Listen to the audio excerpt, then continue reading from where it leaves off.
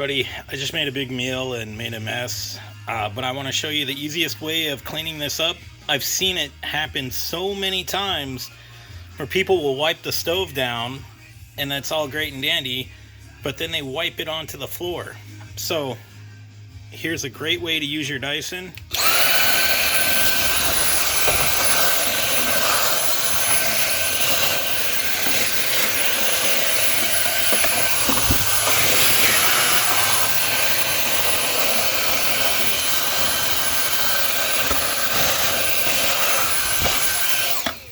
And you can get all that, and then you can just wipe it down, and that way you don't have that stuff everywhere.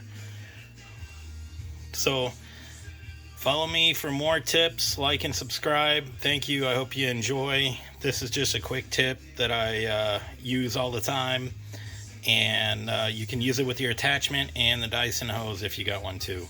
Thanks.